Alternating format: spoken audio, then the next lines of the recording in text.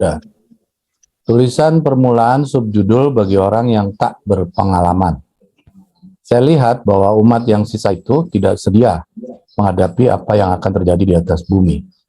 Kebodohan seperti kelesuan tampaknya berkecamuk dalam pikiran sebagian besar orang-orang yang mengaku percaya bahwa kita memiliki pekabaran. Yang benar ini, turunin dulu ke bawah. Dalam pikiran sebagian besar orang-orang yang mengaku percaya bahwa kita memiliki pekabaran yang terakhir. Malaikat yang membawa saya berseru dengan kehikmatan yang mengerikan, bersedia, bersedia, bersedia, karena murka Tuhan yang hebat segera akan datang. Murkanya akan dicurahkan, tidak lagi bercampur rahmat, sedangkan kamu belum bersedia. Robeklah hati, bukan pakaian. Suatu pekerjaan besar harus dilakukan untuk umat yang sisa. Banyak dari mereka yang berpaut pada pencobaan-pencobaan kecil, kata malaikat itu. Beribu-ribu malaikat jahat berada di sekitarmu dan berusaha untuk mendesakkan kegelapan mereka yang mengerikan, sehingga kamu dapat terjerat dan ditawan. Kamu membiarkan pikiranmu terlampau mudah diselewengkan dari pekerjaan persiapan dan dari semua kebenaran yang sangat penting pada zaman akhir ini.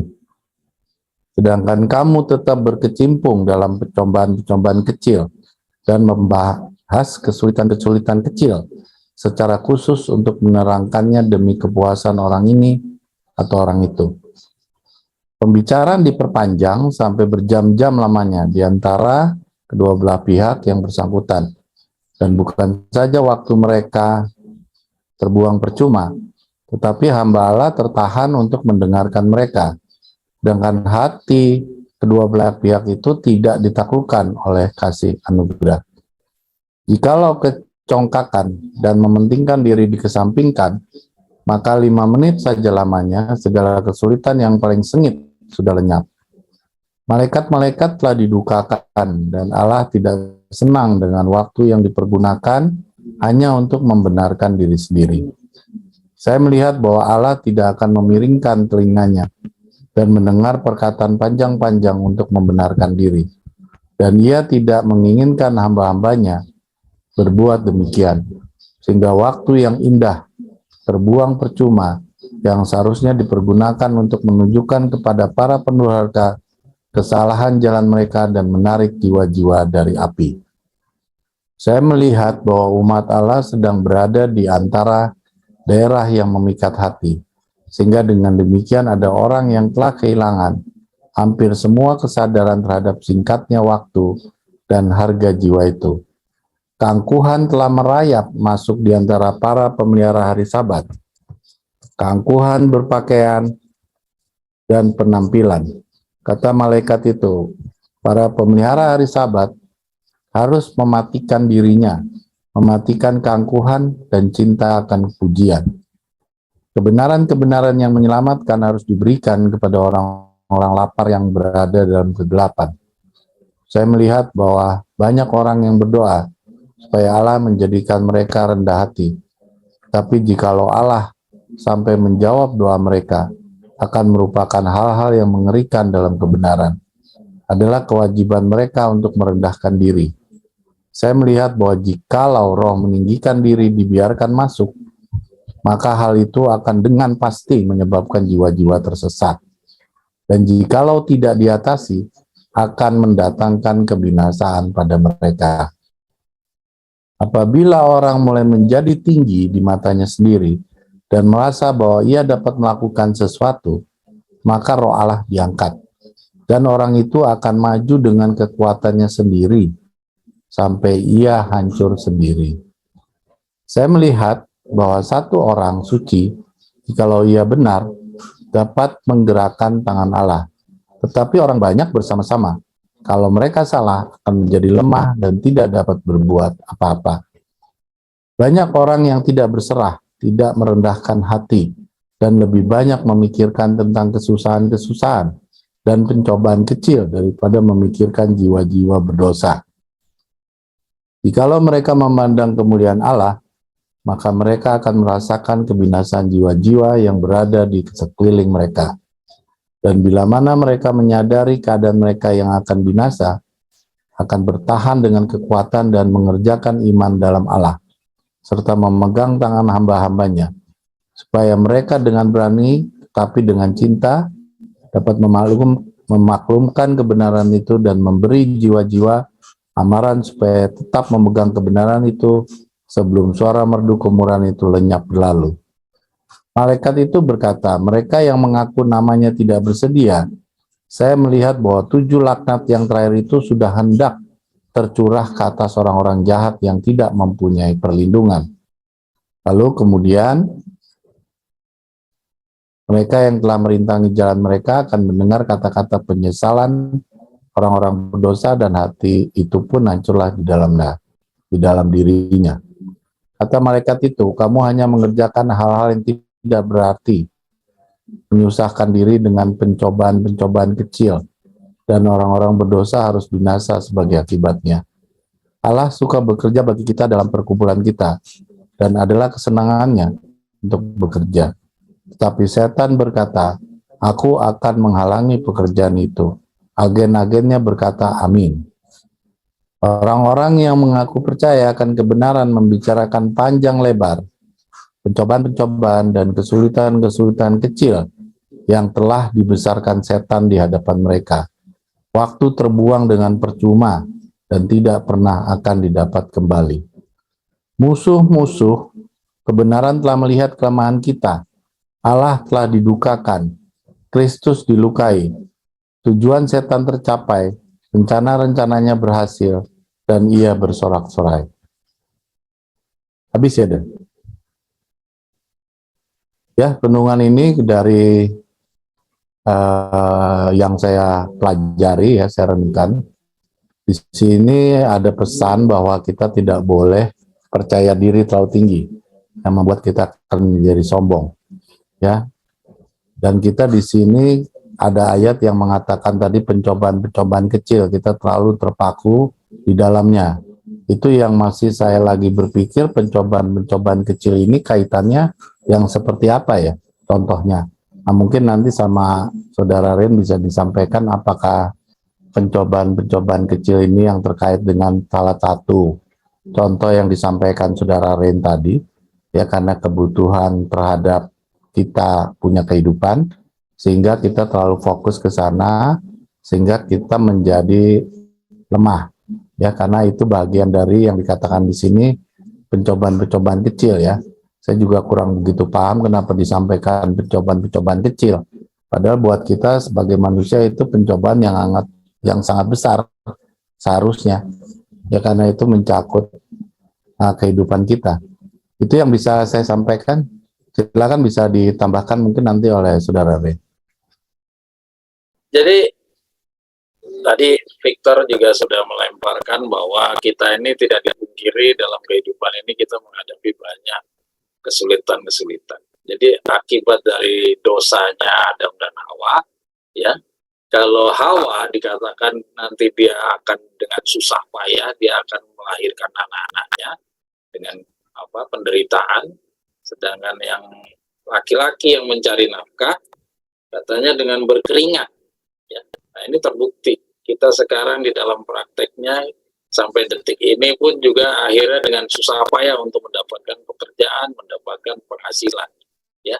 Dan pada akhirnya mendapatkan penghasilan ini benar-benar menyita pikiran dan pada akhirnya menimbulkan juga banyak persungutan-persungutan di antara kita, ya. Nah, kita coba lanjut, ya. Nah, tadi ada pertanyaan menarik dari Victor bahwa dikatakan di sini Nyonya White menampilkan ada kesulitan-kesulitan kecil, katanya. Jadi kita terbelenggu dengan kesulitan-kesulitan kecil. Kita terlalu tersita pikiran kita dengan kesulitan-kesulitan kecil sehingga persiapan kita bisa terganggu. Ini yang disampaikan di dalam tulisan ini, ya. Tapi sebelum ke sana, saya ingin mengajak saudara sekalian untuk melihat secara perlahan-lahan kepada tulisan ini, ya. Tulisan ini ditulis di dalam tulisan permulaan. Jadi tulisan yang awal-awal sekali Nyonya White menuliskan bagi kita. Tapi alangkah istimewanya di dalam tulisan yang masih paling permulaan dari tulisan Nyonya White ini, Kita coba lihat, Dela ke atas dulu, Del. Dela ke atas dulu, Del. Del.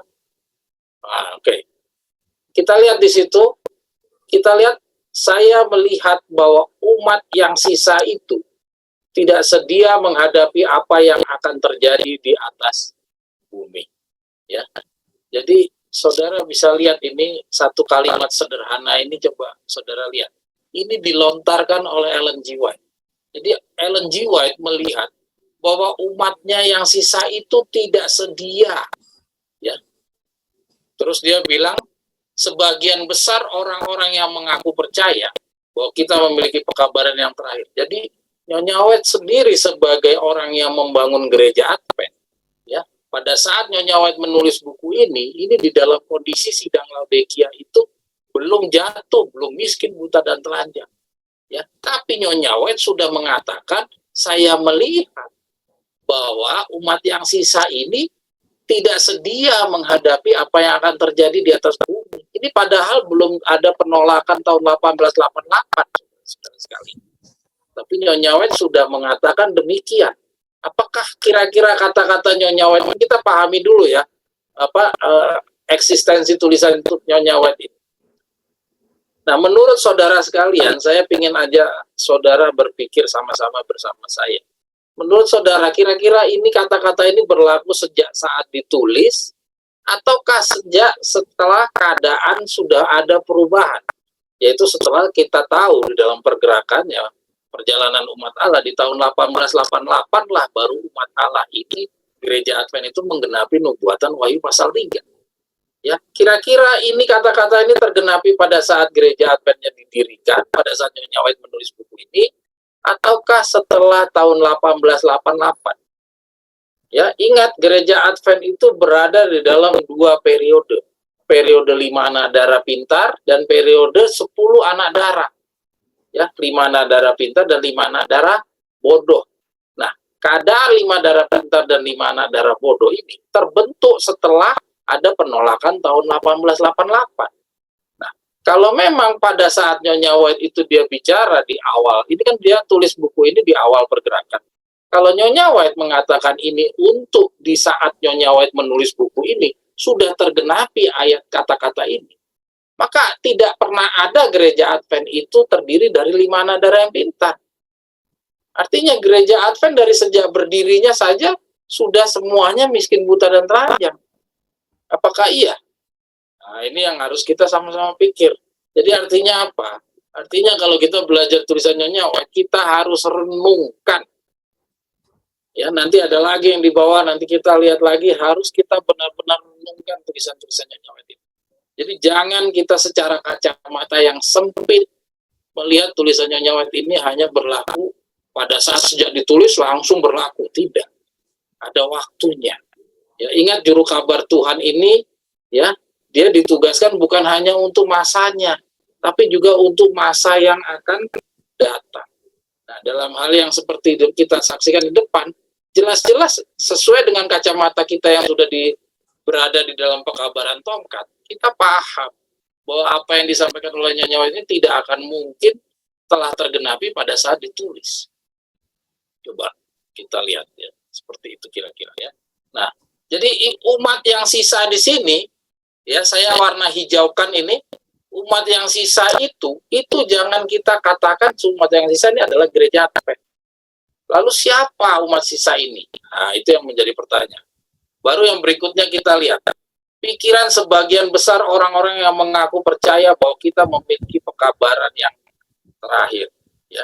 Jadi artinya umat yang sisa ini adalah bukan umat sisa mulai dari gereja Advent mulai berdiri. Ya. Oke. Jadi artinya orang-orang yang mengaku percaya bahwa kita memiliki pekabaran yang terakhir ini termasuk orang Davidian. Ya. Kenapa? Karena ini tidak digenapi pada saat ditulis. Ini digenapinya di atas tahun 1888. Ya, artinya gereja Advent secara keseluruhan termasuk di dalamnya ada juga barisan-barisan dari orang-orang yang mengaku pemegang pekabaran sekarang. Ya. Oke. Nah, kita terus ya. Nah, ini kita baca yang di bold saja. Nah, banyak dari mereka yang berpaut pada pencobaan-pencobaan kecil. Nah, ini yang tadi Victor tanyakan.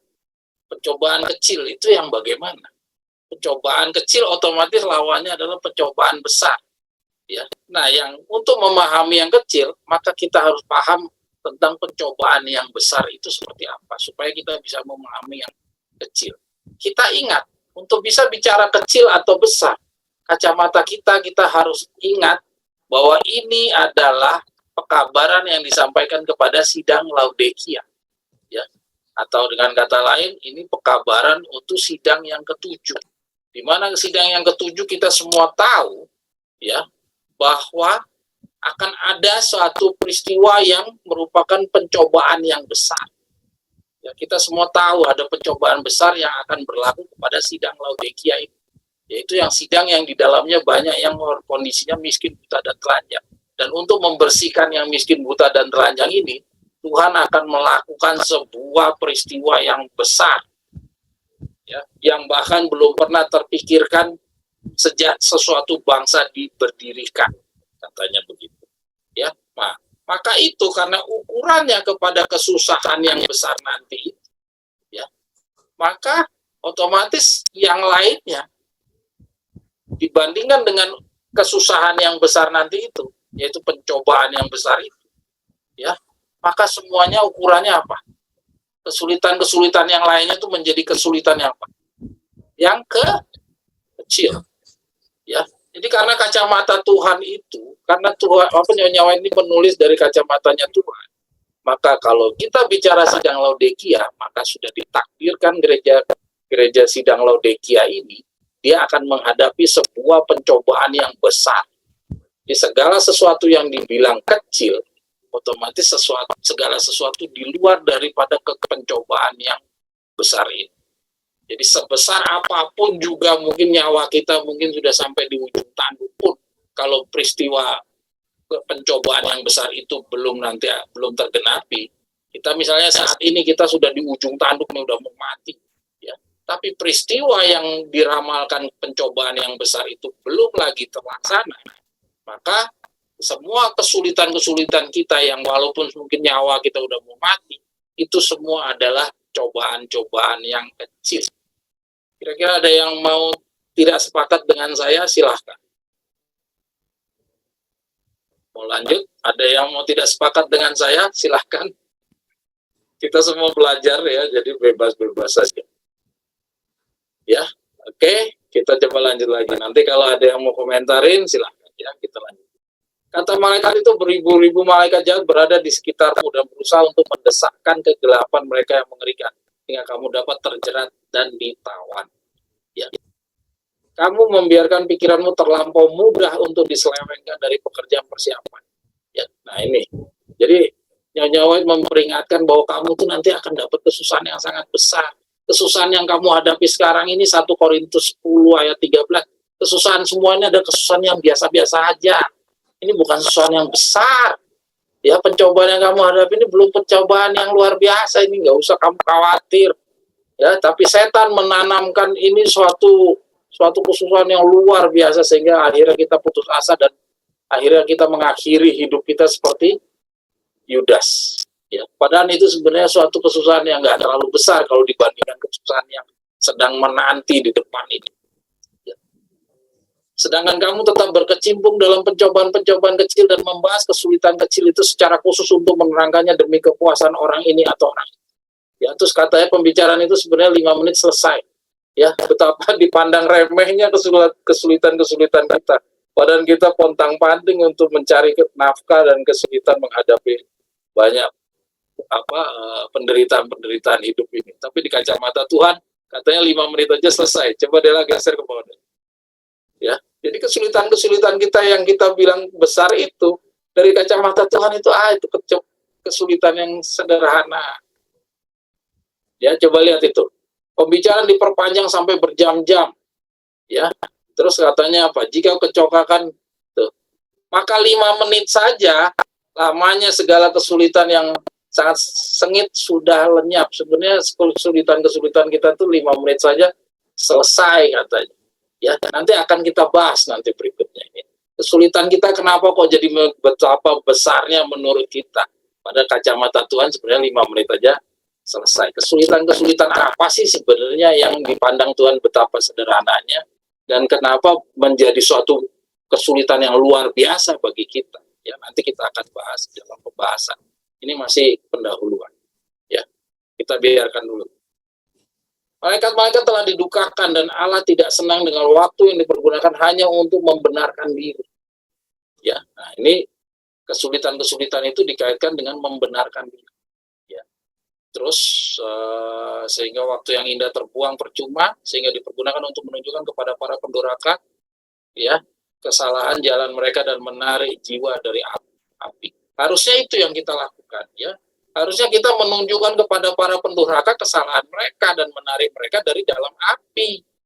Harusnya itu yang kita lakukan, tapi kita selalu sibuk diri kita di dalam kesulitan-kesulitan yang dikatakan cobaan-cobaan kecil itu tadi. Ya, ini Nyonya Wat ingatkan kepada kita. Ini yang membuat banyak orang-orang yang ngaku pemegang kebenaran terakhir ini jatuh.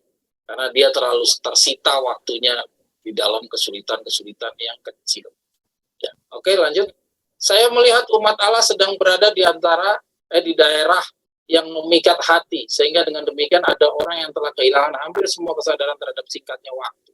Jadi akibat banyak kesulitan-kesulitan yang tadi itu membuat kita banyak kesulitan maupun kesenangan-kesenangan itu membuat hati kita terpikat. Jadi sama seperti yang tadi Stella sampaikan, bangsa Israel itu dia pada saat dia di tanah Gosen, dia hidup dengan bergelimpangan kemewahan dan kenyamanan.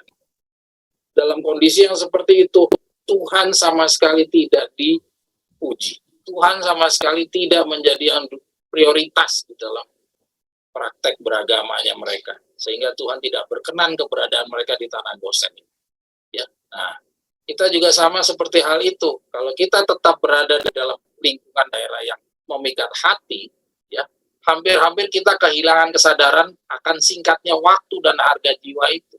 Ya, benar atau tidak? Kita kalau berada di dalam penuh kemapanan, kecenderungan kita untuk mematuhi segala tuntutan-tuntutan Tuhan yang banyak harus kita mengorbankan diri, harus kita tinggalkan ini, itu, padahal itu suatu kesayangan kita. Ya, banyak yang kita cintai gitu loh, kita sayangi, itu harus ditinggalkan sama Tuhan. Ya, nah, maka itu otomatis ini yang membuat kesadaran kita terhadap singkatnya waktu itu jadi berkurang. Ya, bahkan malah lupa. Ya, keangkuhan telah merayap masuk di antara para pemelihara hari Sabat. Ya. Jadi saya soroti lagi tuh para pemelihara hari Sabat. Ya. Jadi para pemegang kebenaran terakhir ini juga adalah pemelihara hari Sabat. Jadi kalau pemelihara hari Sabat, selama orang Davidia juga pemelihara Sabat, maka kata-katanya Nyonya ini juga berlaku. Ya, kita lanjut. Keangkuhan, berpakaian. Jadi artinya kalau selama kita walaupun sudah pemegang kebenaran sekarang, kalau kita masih memikirkan pakaian, masih memikirkan apa lagi ya, cinta dan pujian tuh. Ya, keangkuhan dan cinta akan pujian. Ya, tadi yang Victor sudah sampaikan soal pertanyaan studi kasus ya. Ya, kita tidak menyudutkan orang ya, tapi kita melihat bahwa ada kecenderungan untuk mau menonjolkan diri, itu adalah terkena di dalam kata-katanya Nyonya ini. Keangkuhan dan cinta akan pujian. Terlalu haus untuk dipuji-puji sama orang. Itu kecenderungan-kecenderungan yang masih ada di dalam pribadi-pribadi orang yang pemegang pekabaran tongkat. Ya, jadi jangan kita kira kalau kita udah pemegang pekabaran tongkat, kita udah benar-benar lepas dari semuanya. Oh, salah besar. Malah serangan setan terbesar adalah kepada kita, bukan kepada mereka yang di luar. Di sana. Yang di sana sudah benar-benar di tangannya setan. Setan tidak akan ganggu lagi. Ya. Saya melihat bahwa banyak orang yang berdoa yang supaya Allah menjadikan mereka rendah hati. Tapi jikalau Allah sampai menjawab doa mereka, akan merupakan hal yang mengerikan dalam kebenaran.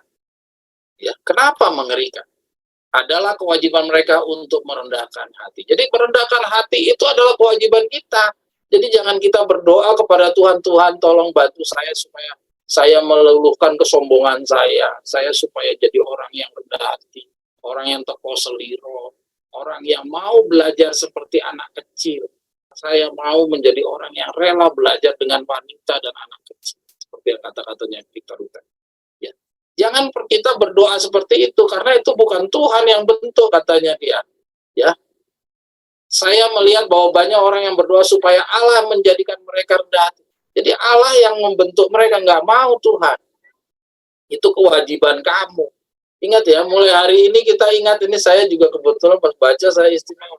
Saya mikirkan bahwa ternyata untuk rendah hati itu adalah PR-nya kita masing-masing.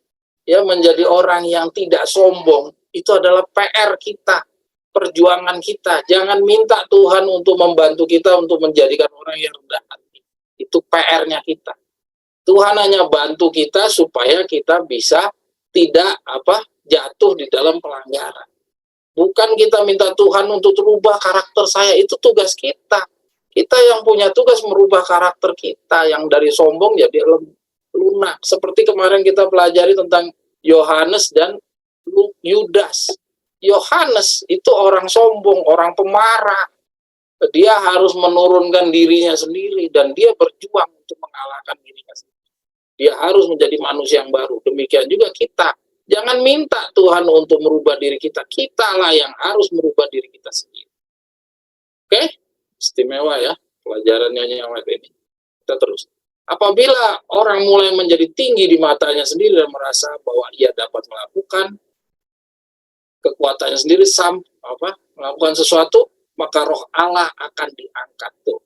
Jadi bukan roh Allah akan merubah dia jadi rendah hati, tidak. Tapi roh Allah meninggalkan dia. Ya, sampai dia pada akhirnya akan hancur, orang-orang yang meninggikan diri seperti ini. Jadi hati-hati dengan yang namanya sombong. Yang ada di dalam Yesaya itu orang-orang sombong nanti akan dihancurkan. Itu adalah nubuatannya Tuhan. Ya, orang-orang sombong ini adalah orang-orang yang tidak mau belajar, orang-orang yang tidak mau menerima pekabaran, orang-orang yang tidak mau ditegur. Ya. Jadi ingat, rendah hati itu PR-nya kita. Banyak orang yang tidak berserah, tidak merendahkan hati, dan lebih banyak memikirkan tentang kesusahan-kesusahan dan adalah pencobaan kecil daripada memikirkan jiwa-jiwa berdosa. Ya, nah jadi kesulitan-kesulitan kita ingat itu belum apa-apa dibandingkan kesulitan yang nanti ada di depan. Ya, kita sering menghadapi hidup ini dengan banyak kesulitan, tapi bagaimana umat-umat Allah di masa lalu juga menghadapi kesulitan, ya, seperti siapa namanya, janda Sarfat. Ya, ingat ya, waktu si Elia itu dia harus melarikan diri menghindari kejaran Isabel, dia harus menyinggah di salah satu rumah orang kafir, yaitu janda Sarfat. Itu bagi janda Sarfat itu sebuah perjuangan yang luar biasa. Dia harus memberikan makanan yang hanya cukup satu kali makan bagi dirinya dan anaknya. Itu harus dia kasih kepada Elia. Ya, itu sebuah ujian yang terberat. Mungkin bagi saya juga itu berat banget. Bagi kita semua adalah itu berat banget. Ya, tapi dibilang kacamata Tuhan dari pelajaran yang kita baca, itu masih pencobaan yang kecil katanya. Ya, nah, itu pengalamannya dia itu adalah pengalaman yang menjadi satu PR bagi kita, bahwa kita harus benar-benar bergantung kepada Tuhan. Ya, di dalam cobaan-cobaan yang seperti itu, mungkin kita berharap tidak sampai seperti si janda Sarfat itu yang makanan tinggal satu kali saja, itu harus dikasih kepada Elia. Dan istimewanya janda Sarfat itu menang. Coba bisa bayangkan, itu janda Sarfat itu bukan orang Israel. Dia tidak pernah mendapatkan pekabaran tentang Israel, ya, pekabaran tentang bukunya Musa itu nggak pernah. Tapi dia mempunyai iman yang luar biasa. Ya, dia ukurannya apa saya nggak tahu itu ukurannya apa, tapi dia keyakinannya yang sangat luar biasa. Ya, oke, kita lanjut. Saya melihat, nah ini yang saya warna kuning ini. Saya melihat bahwa 7 laknat yang terakhir itu sudah hendak tercurah ke atas orang-orang jahat yang tidak mempunyai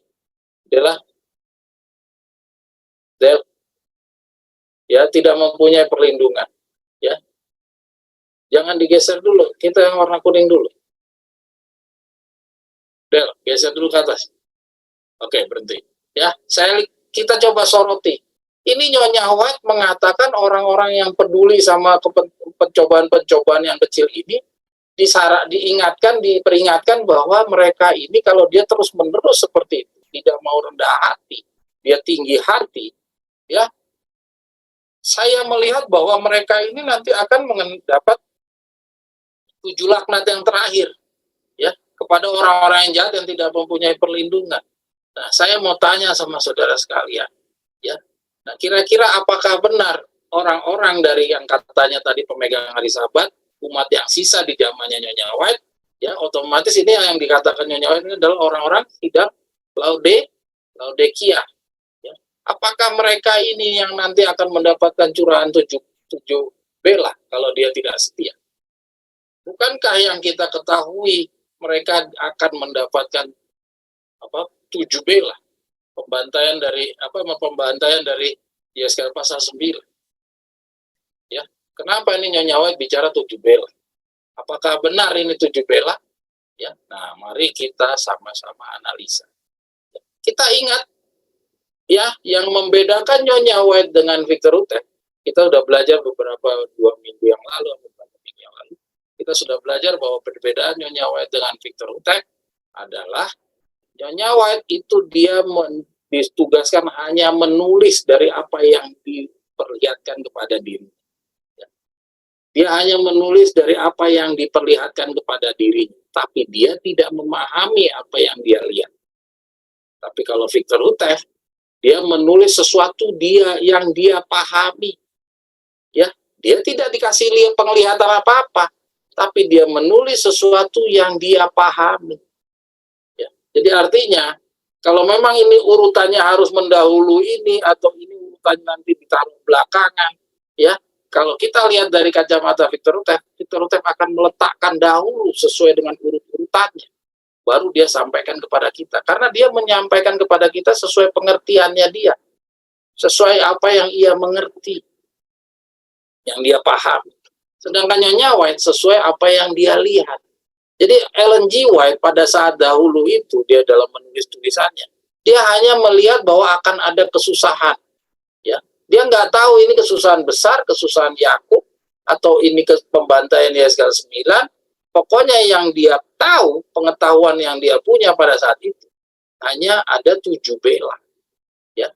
Maka pada saat dia menyajikan di dalam tulisannya, ya dia sampaikan bahwa orang-orang yang akan binasakan di dalam pekabaran, yang menolak pekabaran makanan jam ke-11, ya, pekabaran yang disampaikan di periode sidang Laodikia ini, dia menolak, maka upahnya adalah 7 bela. Itu yang dipahami oleh Ellen G. White sampai dia meninggal.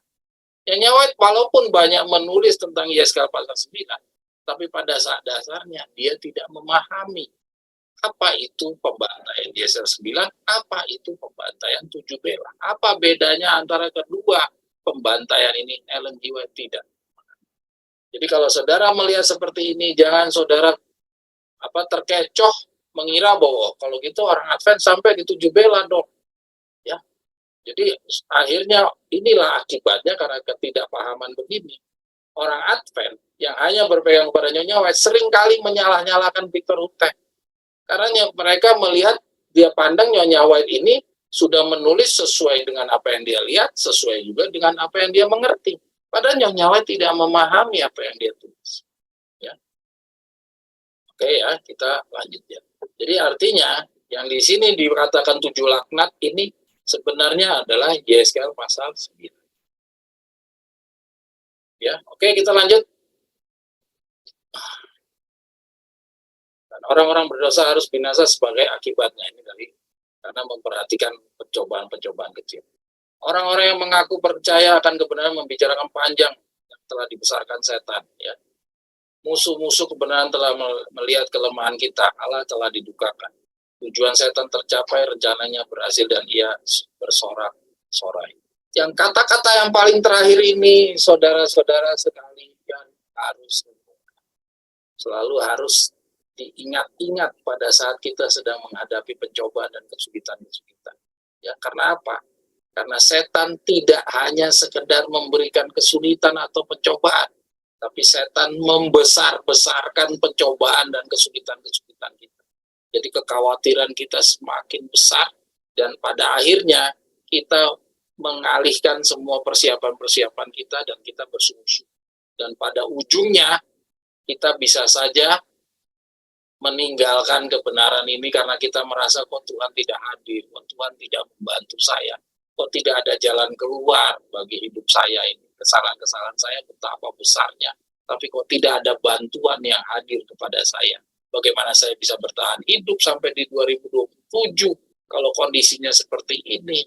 Ya, sama halnya seperti janda Sarfat. Seandainya janda Sarfat itu dia mengeluh di dalam dirinya, janda Sarfat tidak pernah mengetahui bahwa setelah ngasih makan kepada Nabi Elia, nanti akan tiba-tiba makanan itu berlimpah-limpah yang akan dihasilkan daripada doanya si Elia. Itu tidak pernah terpikir oleh si janda Sarfat apa yang akan terjadi sesudah saat itu. Yang terpikir dari janda Sarfat hanya karena ada satu perintah untuk memberikan makan kepada si utusan Tuhan ini. Tapi saya juga nggak tahu apakah janda Sarfat itu tahu bahwa orang yang diutus ini adalah utusan Tuhan. Ya, benar-benar sebuah ujian yang terberat itu bagi si janda Sarfat. Tapi bagi Alkitab itu dibilang pencobaan-pencobaan yang kecil.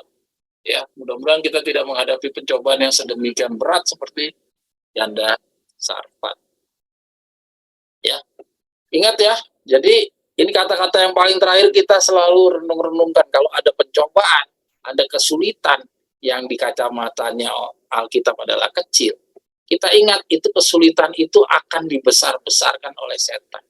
Sehingga karena itu dibesar-besarkan membuat kita sampai putus asa, dan pada akhirnya kalau kita sampai benar-benar meninggalkan kebenaran ini, sudah tidak kuat lagi dan membiarkan bahwa setanlah yang menang di dalam diri kita, itu benar-benar terwujudlah, ya, benar-benar tujuan setan tercapai, kata-katanya.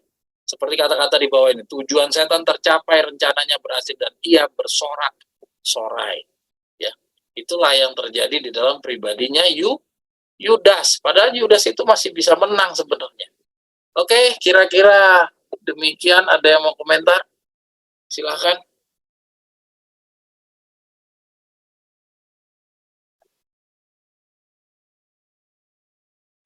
Oke, kita sahabat ini melanjutkan pembelajaran kita yang kemarin ya. Ini masih masalah paket tentang peraturan pelaksanaan. Dan peraturan pelaksanaan yang kita bahas ini masih berkaitan dengan yang kita bahas 2 minggu yang lalu. Yaitu di mana 2 minggu yang lalu kita membahas tentang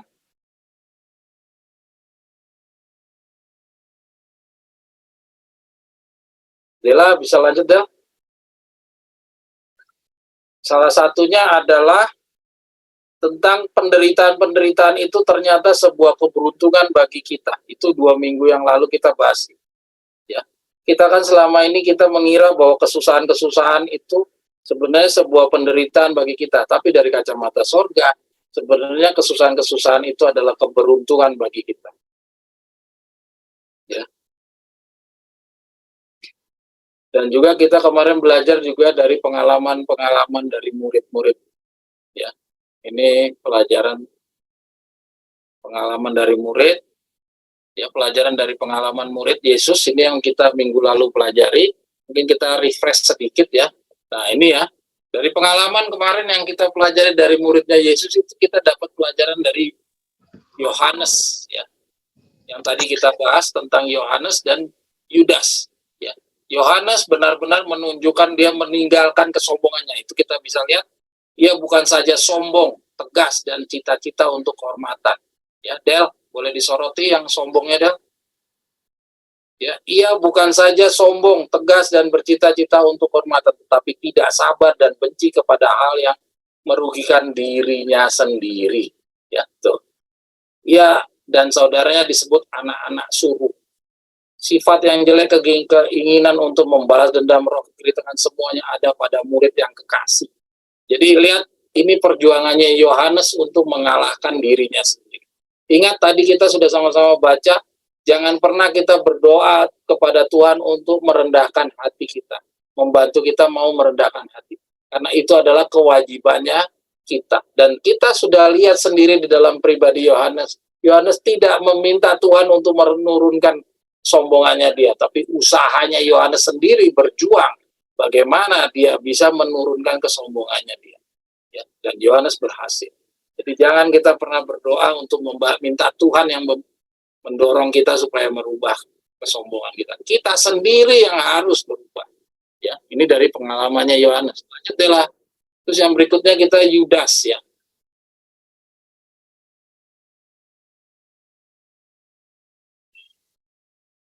Dela geser Del.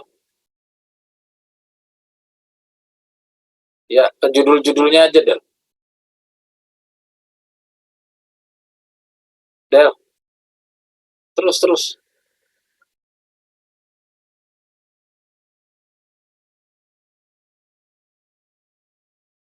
Ya. Nah, yang berikutnya kita lihat kemarin juga sudah kita pelajari perbandingan antara Yudas dan Yohanes. Ya. Yudas ini benar-benar bertentangan. Ya. Yudas awalnya adalah orang yang selalu mencari keuntungan. Dia selalu mencari hal yang lebih daripada orang-orang yang lain. Dia selalu ingin diunggul-unggulkan daripada orang yang lain. Dikatakan oleh tulisan Nyonya White yang kita sama-sama baca, ya nanti saudara bisa baca kembali, bahwa Yohanes dan Yudas ini sama jenis orang. Ya, maksudnya karakternya sama, kesempatannya sama. Jadi kita tidak bisa katakan bahwa Yudas ini mempunyai kesempatan yang berbeda. Ya, jadi bisa boleh menjadi suatu maaf bagi Yudas, tidak bisa. Ya, Yudas ini diberikan kesempatan yang sama, hanya saja perbedaannya Yudas tidak berjuang keras sebagaimana Yohanes. Yudas tetap pada saat dia awalnya bagaimana karakternya, dan dia pada akhirnya dia juga meninggalkan Yesus juga dengan karakter yang sama, tidak jauh berbeda. Ya, dan pada akhirnya kita tahu Yudas membunuh dirinya sendiri. Ya, berbeda dengan Yohanes yang awalnya dikatakan orang sombong, orang yang pemarah, ya, dia berubah menjadi orang yang rendah hati. Pada akhirnya dia menang dan dia menjadi muridnya Yesus. Sedangkan Yudas dari awal sampai akhir tidak pernah berubah. Ya, dikatakan orang-orang yang mempunyai karakter sekam-sekam di dalam kelompok gandum itu dilambangkan dengan lambang Yudas. Ya, jadi semoga kita jangan menjadi lambang dari Yudas. Oke, lanjut Dela.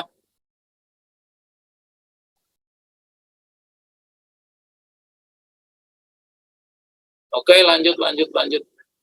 Terus judul-judulnya aja deh.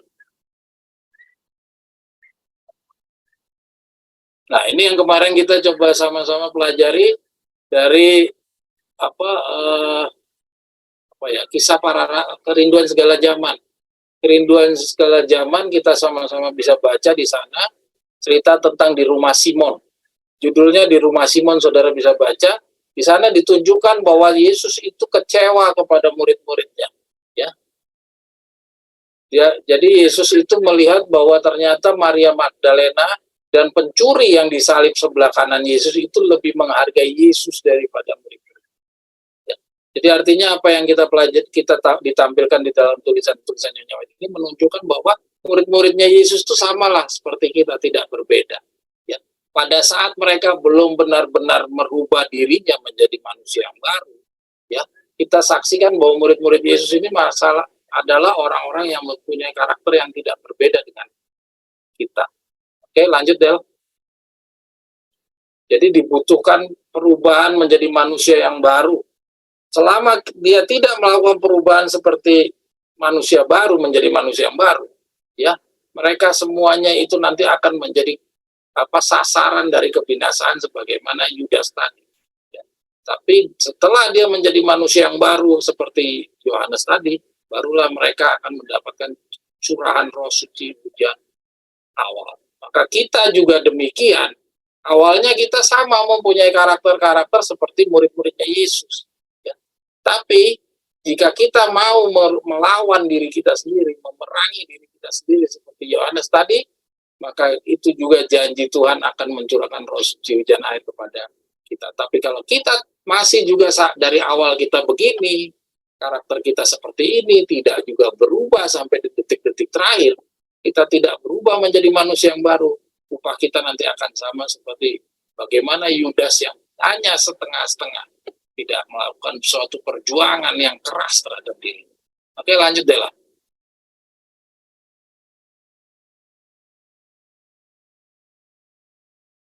Nah, itu kita lihat juga murid-murid Yesus masih mencari perkara-perkara bagi dirinya sendiri. Ya, kemarin ingat saya coba tunjukkan kepada saudara tentang adanya seorang ibu yang namanya Salome, ibu daripada Yakobus dan Yohanes. Dia datang kepada Yesus meminta supaya Yesus mengangkat mereka, anak-anaknya, berada di sebelah kiri dan sebelah kanannya setelah kerajaannya berdiri. Ya, artinya apa di sini? Artinya yang pertama, dia tidak memahami bahwa kerajaan Yesus itu tidak ada di dunia ini. Ya, pada saat Yesus datang tidak mendirikan kerajaannya. Terus yang kedua, ternyata keinginannya si murid-muridnya Yesus ini masih keinginan-keinginan yang sama dengan keinginan kita. Ya, mencari-cari kedudukan, mencari posisi-posisi yang penting. Ya, itu ternyata masih bagian daripada murid-muridnya Yesus pada saat murid-murid ini masih karakter manusianya yang biasa itu masih ada dalam dirinya. Mereka selama belum menjadi manusia-manusia yang baru. Jadi artinya kita nggak usah kecil hati, jangan kita merasa bahwa rasul-rasul itu terlalu istimewa. Kita melihat bahwa mereka ini juga berjuang, mereka juga harus mengalahkan diri sendiri. Kalau mereka itu bisa mengalahkan diri sendiri, maka kita juga harusnya bisa mengalahkan diri kita sendiri. Kita tidak start dari nol. Murid-murid Yesus juga tidak start dari start dari nol juga. Mereka itu sama dengan kita. Bukan berarti kita dari nol itu start, murid-muridnya Yesus start dari nomor 5 atau nomor berapa. Ya, tidak. Kita startnya sama dari nol. Oke, Dela, lanjut Del.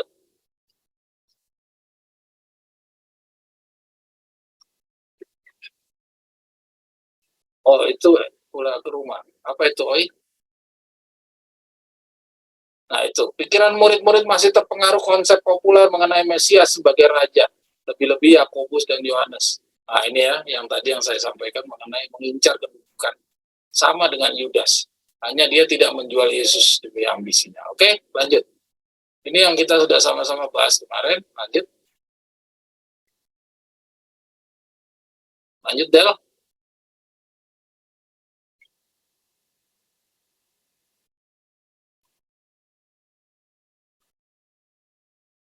Nah, ini lewat penderitaan pengetahuan akan Allah telah disebarluaskan ya. Nah, ini ya. Pada setiap zaman pada utusan pilihan Allah telah dicela dan dianiaya, namun lewat penderitaan mereka pengetahuan akan Allah telah disebarluaskan. Allah bermaksud supaya kebenaran dinyatakan dan menjadi pokok ujian dan diskusi. Bahkan melalui hinaan yang diberikan kepada kebenaran itu, pikiran orang harus digerakkan. Setiap pertentangan, setiap celaan, setiap upaya untuk membatasi kebebasan hati nurani adalah alat Allah untuk membangunkan pikiran yang tanpa itu bisa tertidur ya. Jadi kadangkala dari aniaya ada penolakan kebenaran itu, kadangkala kebenaran itu bisa terbagi. Ya. Nah, ini lanjut pelajaran dari pengalaman Petrus yang karena ia ragu ia tenggelam.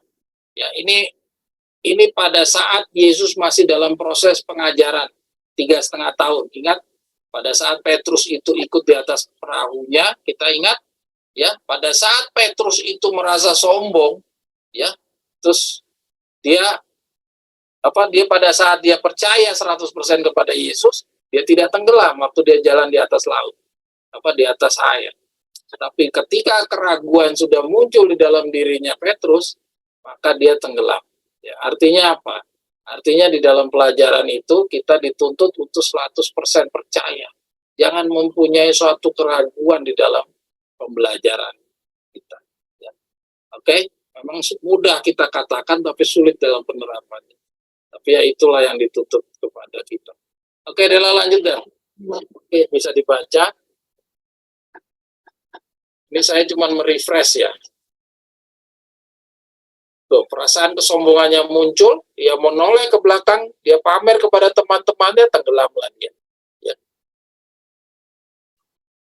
Ya, ia mulai tenggelam. Ia pun takutlah seketika itu pandangannya tuh ada ombak bergulung datang di antara dia dan guru, ia pun takut. Tapi waktu gelombang mengancam nyawanya, Petrus mengangkat matanya dari air yang bergelombang dan mengarah pandangannya kepada Yesus sambil berseru, "Ya, Tuhan tolonglah aku." Ya. Segera Yesus mengulurkan tangannya sambil berkata kepadanya, "Hai orang yang kurang percaya, mengapa engkau bimbang?" Ya, waktu berjalan berdampingan dengan tangan Petrus dipegang Tuhan, mereka naik ke atas perahu bersama-sama. Tapi kini Petrus menjadi tunduk dan diam. Jadi artinya apa? Jangan pernah kita mau percaya dengan kemampuan kita sendiri. Ya, tiada alasan bagi orang yang menyombongkan diri di hadapan kawan-kawannya karena oleh kurang percaya dan kesombongannya ia hampir kehilangan nyawanya. Jadi sombong itu bahaya.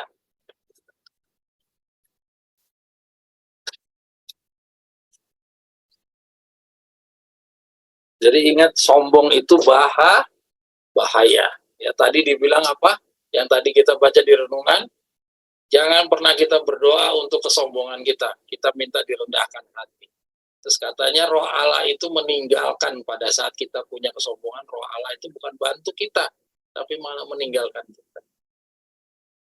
Ya, apabila kesusahan menimpa kita, betapa sering kita seperti Petrus. Kita memandang gelombang itu, gantinya menunjukkan mata kita pada juru selamat. Langkah-langkah kita tergelincir dan gelombang hidup keangkuhan itu menimpa jiwa kita. Jadi kita kalau ada kesusahan, kita memandang kepada kesusahannya, tapi kita tidak memandang kepada juru selamat.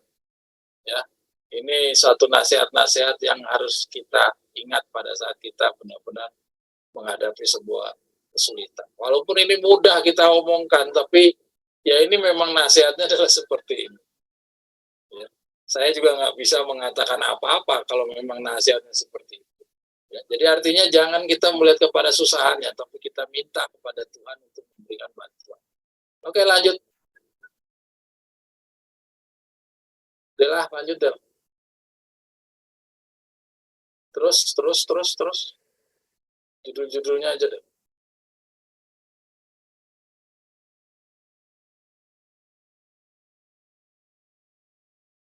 Oke. Ini cerita yang ini saudara-saudara nanti bisa baca ya di kisah apa segala jam. Apa nih? Kerinduan segala zaman. Ya. Jadi ceritanya nih Yohanes sama, saya lupa kemarin udah kita bahas apa belum ya? Ya. Yohanes Pembaptis. Kita terus ke bawah ya.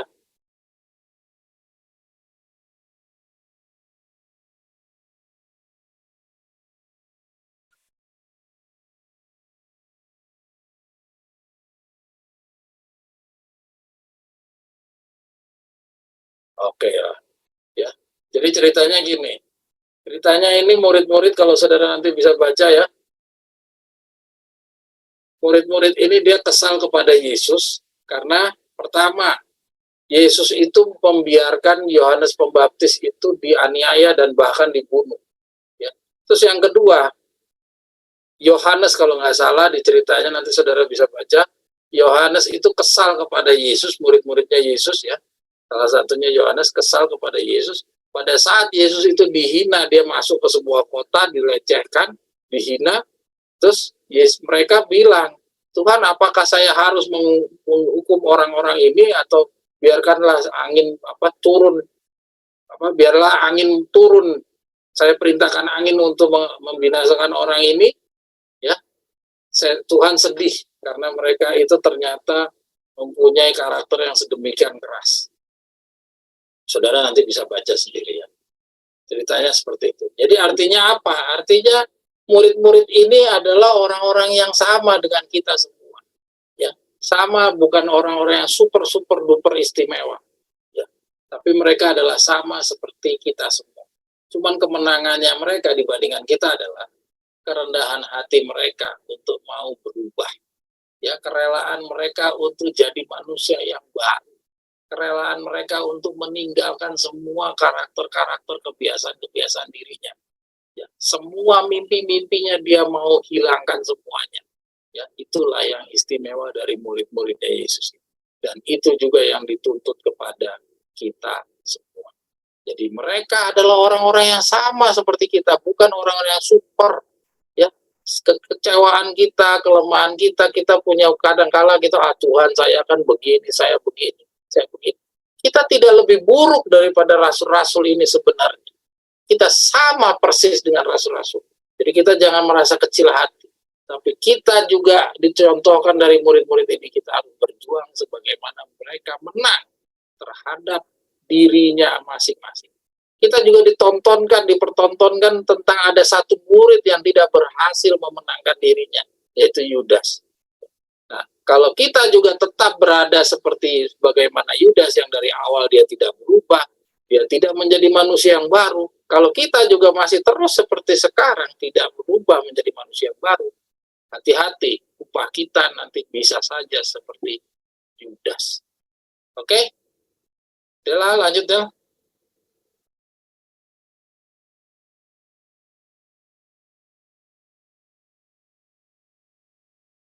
Oke, ini ya. Ini pelajaran bagaimana seorang mau menjadi pengikut Yesus, rela meninggalkan semua tanpa ragu akan segala kekhawatiran itu. Ya. Matius meninggalkan segala sesuatu lalu mengikuti dia. Tidak terdapat keraguan dalam hatinya atau pertanyaan dalam pikirannya mengenai pekerjaan yang akan diganti dengan kemiskinan dan kesukaran. Ini Matius kita tahu semua, Matius adalah orang yang paling kaya, yaitu pemungut cukai dia. Ya, pada suatu hari sementara ia duduk di kursi pemungut cukai, ia melihat Yesus yang sedang datang menuju padanya. Ia sangat heran mendengar perkataan yang ditujukan kepada dirinya. Ikutlah aku. Ya, saudara lihat, disuruh ikut. Terus Matius meninggalkan segala sesuatu lalu mengikut dia. Tidak terdapat keraguan dalam hatinya atau pertanyaan dalam pikirannya mengenai pekerjaannya yang akan diganti dengan kemiskinan dan kesukaran. Beranikah kita melakukan hal yang seperti itu? Ya. Kita tidak seberat itu sebenarnya yang Tuhan minta kepada kita. Jadi kalau kita sekarang banyak mengeluh, ya sebenarnya keluhan kepada murid-muridnya Yesus harusnya lebih besar. Ya, karakter murid-muridnya Yesus sudah sama dengan kita. Dia punya mimpi-mimpi yang sama, yang tidak berbeda dengan kita. Tapi Tuhan pada saat memanggil mereka, mereka tidak mempunyai waktu untuk memikir. Mereka harus saat itu juga dia tinggalkan semuanya. Kita masih lebih beruntung, Tuhan manggil kita masih dikasih kesempatan. Ya. Walaupun sebenarnya ada kata-kata pada hari kamu menerima pengabaran ini, jangan kamu mengeraskan hati. Ya. Tapi ternyata tidak, sesaat itu pun juga kamu harus langsung meninggalkan segala sesuatu. Kita cukup beruntung dibandingkan murid-murid ini. Ya. Kita lihat lagi nih cerita bagaimana Yesus memanggil Petrus di bawah itu. Ya, apabila Yesus memanggil Petrus dan kawan-kawannya untuk mengikuti dia, dengan segera mereka meninggalkan perahu dan jala mereka itu. Ya, oke, lanjut Del.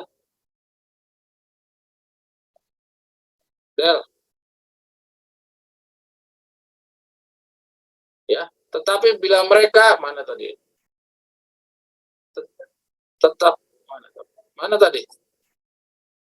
Ya, tetapi bila mereka menerima undangan juru selamat, mereka tidak ragu-ragu dan bertanya bagaimana saya akan hidup dan bagaimana membiayai keluarga saya. Nah itu kan.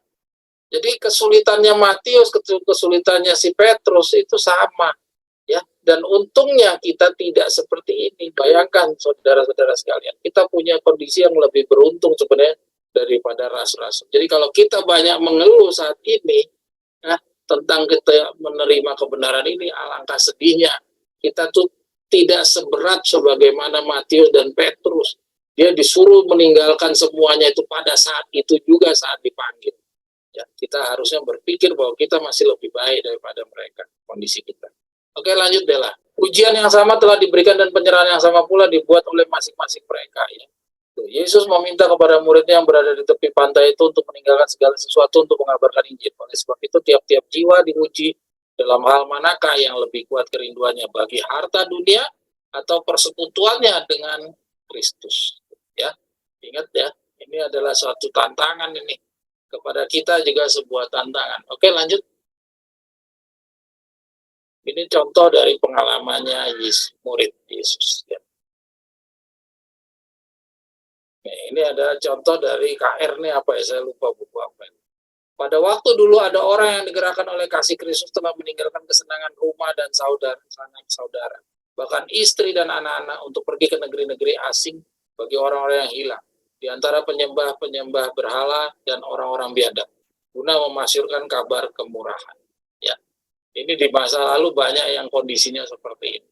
Ya, pada saat rasul-rasul itu bekerja, ya kondisinya adalah seperti ini. Banyak orang dalam usaha ini telah kehilangan hidup mereka, tapi orang-orang telah didorong untuk menjalankan pekerjaan itu. Dengan demikian langkah demi langkah pekerjaan Kristus terus maju. Dan benih yang ditaburkan dalam kesusahan telah menghasilkan tuaian yang baik.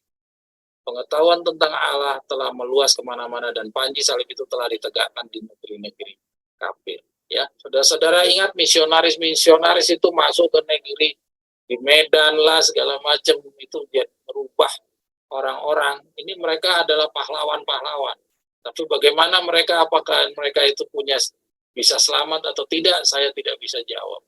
Ya, karena itu mereka berada di luar kebenaran yang tertulis. Karena kebenaran yang tertulis ini fokus hanya berbicara tentang pengumpulan buah-buah pertama dan pengumpulan buah-buah kedua. Dan orang-orang yang di luar daripada yang dikatakan sudah roboh Babel, ya kayak yang membuat orang Batak-Batak itu jadi Kristen, no mention, ya, yang saya ikuti beritanya, saya tahu ceritanya itu sampai dimakan, tubuhnya dimakan sama orang-orang di Medan sana, ya, pada saat dia menginjil. Saya nggak tahu apakah dia selamat atau tidak, itu di luar pengetahuan kita. Oke, kita lanjut deh lah. Jadi ingat, ini perjuangan mereka tuh lebih berat sebenarnya dibandingkan kita. Jadi kalau kita banyak mengeluh, sebenarnya kita harus mikir-mikir ya. Mereka itu tidak lebih istimewa dari kita. Kita juga tidak lebih buruk dari mereka sebenarnya. Ya. Nah, ini tentang di akhir zaman itu jangan diperbanyak khotbah, dikurangi khotbahnya, lebih banyak belajar Alkitab. Ya, banyak yang perlu diperhatikan terbengkalai. Banyak hal-hal kecil membuka pintu kepada kejahatan serius lewat tanpa diperhatikan. Ya, banyak ceramah dipadatkan satu dengan lainnya, orang tidak mempunyai waktu untuk menyimak apa yang mereka dengar. Pikiran mereka menjadi kacau dan acara-acara tampaknya bagi mereka menyesalkan dan membosankan. Ya, ini terkait dengan khotbah. Sementara kita mendekati zaman kesudahan, saya telah melihat bahwa dalam pertemuan itu hendaknya dikurangi khotbah dan diberikan lebih banyak pelajaran Alkitab. Ya, ini sudah kita pernah bahas ya. Kemudian setelah ceramah, sering para pendengar salah menerapkan kata-kata Kristus. Maka murid-murid itu akan mengatakan kepada mereka apa yang dikatakan kitab suci dan apa yang diajarkan Kristus menurut mereka. Ya, jadi ini seperti yang kita sekarang sedang terapkan. Ya, kita lebih banyak belajar Alkitab daripada berkhotbah. Oke, seakan-akan tidak pernah memberikan amaran itu kepada mereka. Ya, ini tentang pada saat tentang Yesus ditangkap, Yesus disalib. Itu sama sekali di pandangannya orang murid-muridnya Yesus seakan-akan kayak tidak pernah tersampaikan kepada mereka. Padahal Yesus sudah berkali-kali menyampaikan itu kepada mereka. Jadi itu adalah sebuah ujian, ya. Ditangkapnya Yesus dan dianiaya Yesus sampai Yesus disalib, itu adalah sebuah ujian bagi murid-muridnya. Oke, lanjut dah. Lanjut dah.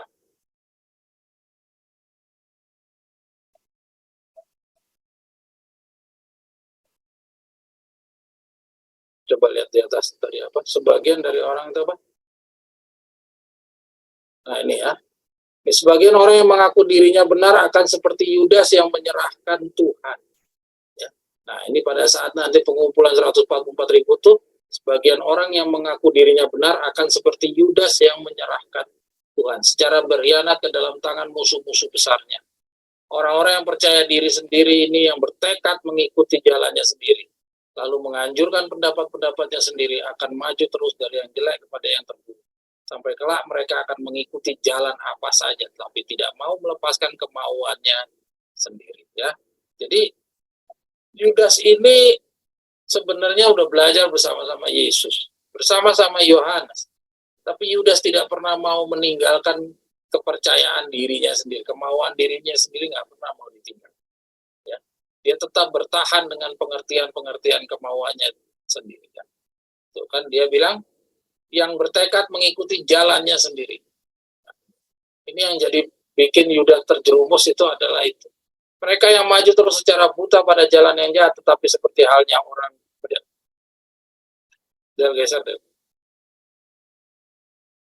orang Farisi yang tersesat itu. Demikian itulah mereka tertipu sendiri, sehingga mereka mengira mereka sedang melaksanakan pelayanan Allah. Kristus menggambarkan perjalanan itu yang akan ditempuh kelas orang-orang tertentu apabila mereka memperoleh kesempatan untuk mengembangkan tabiatnya yang sebenarnya. Maka kamu akan dihianati baik oleh para orang tua, saudara-saudara, kaum maupun teman. Dan sebagian dari kamu akan merasa akan mereka tuntut untuk dihukum mati. Ya, jadi orang-orang yang kayak Yudas-Yudas ini hati-hati. Ya, jadi ingat, kita lebih khawatir bukan sama lalang-lalang, kita lebih khawatir sama orang yang punya tipu di mulut. Karena orang-orang yang punya tipu di mulut ini adalah lambang dari Yudas. Orang-orang inilah yang nanti akan menjadi orang-orang yang mendorong kita, yang menyerahkan diri kita. Orang-orang inilah lambang dari orang yang menyerahkan diri kita. Untuk ditangkap, untuk mungkin nanti dipenjarakan dan segala macam. Untuk dituntut dihukum mati. Ya. Yudas salah seorang muridnya juga tidak ya. Namun sebaliknya Yudas telah menunjukkan tabiatnya yang sebenarnya pada akhirnya bahwa ia adalah seorang pengkhianat, bukannya seorang murid, seorang dermawan ataupun seorang teman. Kiranya Allah membantu kita semua untuk mengerti sendiri. Coba, kenapa kita perlu garis bawahi sebesar-besarnya kata-kata kita harus mengerti sendiri? Karena Tuhan tidak akan mau menunjukkan, oh yang ini sekam, yang ini gandum.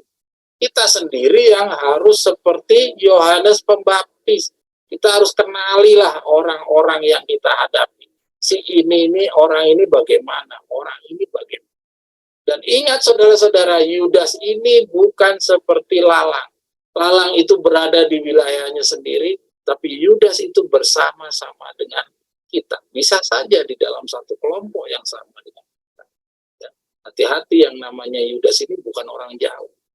Ya, sebagaimana di dalam kelompok muridnya Yesus, Yudas adalah bagian terdekat dengan orang-orang yang bersama-sama belajar bersama Yesus. Jadi Yudas bukan orang jauh. Yudas bukan terdiri dari orang Farisi, tapi Yudas adalah bagian di dalam murid-muridnya Yesus. Oke, kita selesai. Yang berikutnya adalah pengalamannya Yesus. Ya, mungkin kita nggak bahas ya pengalamannya Yesus. Dalam masuk yang berikutnya aja deh. Saya akan menjawab tentang pencobaan. Tadi renungan doa kita kan, renungan pendahuluan kita kan kita bicara tentang pencobaan.